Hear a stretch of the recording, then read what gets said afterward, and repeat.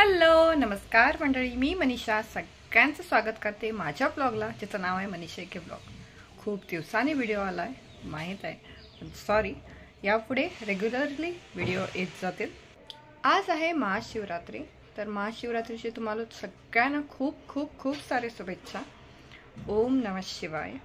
आज एक वेगळी रेसिपी केलेली आहे साबुदाण्याची. दरवेळेला साबुदाण्याची खिचडी खाऊन कंटाळा आलेला असतो, बरोबर ना?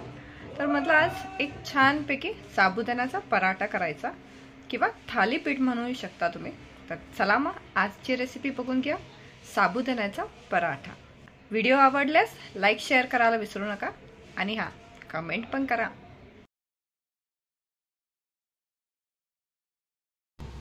इथे मी घेतलेला आहे साबुदाणा.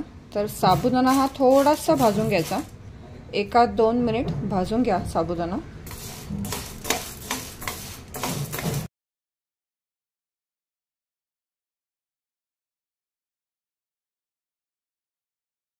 एकदम बारीक गॅस ठेवून चांगलं भाजून घ्यायचं. असं नाही की ब्राऊन कलर करून घ्यायचा, असं काही नाही आहे. आता हे भाजून झालेले आहेत. आता मी गॅस बंद करत आहे. आता हे पूर्णपणे थंड व्हायला द्यायचं, आणि थंड झाल्यावर ते मिक्सरला पावडर करून घ्यायचं. तर थोड्या वेळानंतर बघूया.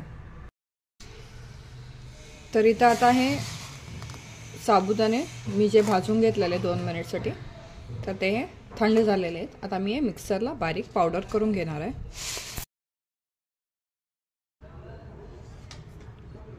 तर हे बघा, मी छान असं बारीक करून घेतलेलं आहे. आता हे आपण काढून घेऊया एका भांड्यामध्ये. तर आता ही पावडर काढून घेते. आता ह्याच्यातली थोडी पावडर मी साईडला काढून घेणार, पराठे लाटण्यासाठी म्हणून. तर इथं मी थोडी साईडला काढून घेतलं. एकदम बारीक करून घ्यायची काही गरज नाही आहे, थोडंसं जाडसर राहिलं तरी चालते. असं रवाळसं करून घ्यायचं. तर आता मी हे साईडला केलं. आता मिरची, जिरं आणि आलं हे मी मिक्सरला बारीक वाटून घेणार आहे. ह्याच्यात पाणी नाही घालायचं, तसंच वाटून घ्यायचं, एकदम बारीक वाटून घ्यायचं. तर हे बघा, असं बारीक वाटून घेतलेलं आहे. आता मी यामध्ये घालत आहे. आता इथं मी मीडियम साईजचे बटाटे शिजून घेतलेले आहेत, उकडून घेतलेले आहेत बटाटे. तर आता मी हे खिसून घालत आहे.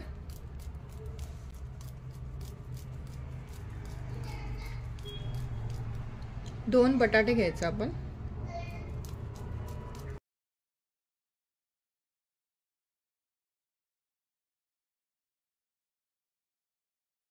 आता कोथिंबीर घालूया, भरपूर अशी कोथिंबीर घाला. आता यामध्ये चवीप्रमाणे मीठ घालूया.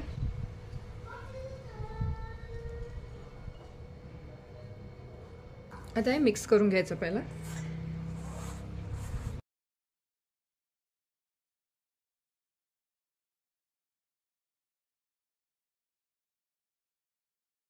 एक 2 चमचे पाणी घालायचं.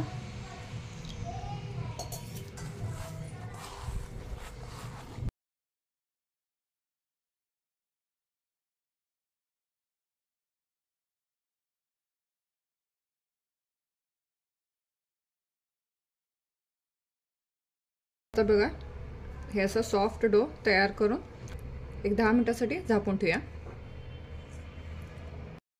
आता इथं 10 मिनिट झालेले आहेत. आता आपण बघूया. थोडं हार्ड झालंय, त्यासाठी थोडंसं पाणी घालायचं, आणि एकदा चांगलं मिक्स करायचं.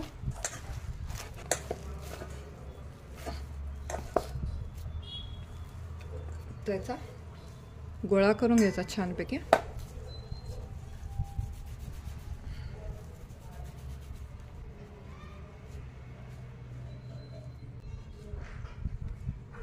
गोळा करून घेतलाय. मग अशी जे मी पीठ साईडला करून ठेवलेला, त्यामध्ये बुडून छान लाटून घ्यायचं.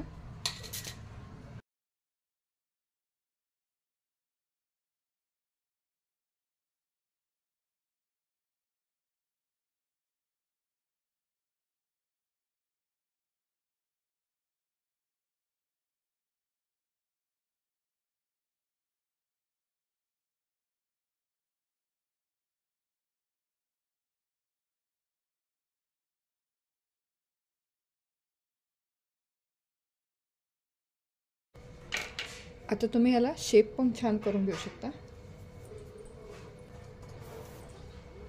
तुम्ही झाकण घेतलंय.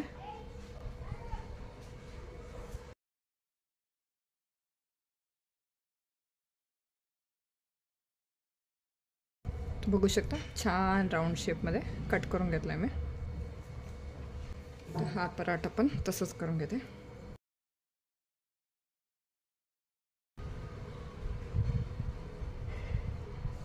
आता भाजून घेऊया. तवा तापून घेतलेला आहे छानपैकी. आता आपण आपले साबुदाण्याचे पराठे घालूया.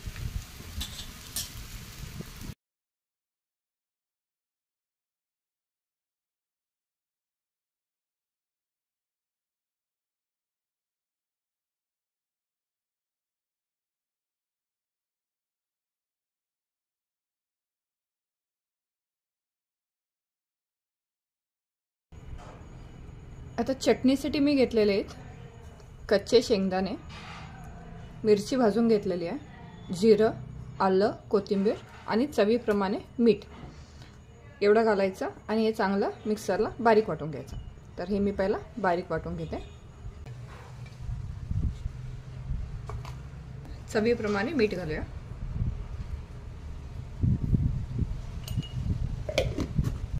यामध्ये थोडं पाणीही घालायचं. आता हे पाणी घालून थोडं मी वाटून घेते.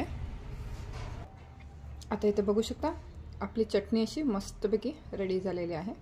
आणि इथं मस्तपैकी आपले साबुदाण्याचे पराठे आणि हिरवी चटणी, तीही उपवासाची हिरवी चटणी रेडी झालेली आहे. ट्राय करा आणि नक्की कमेंट करा.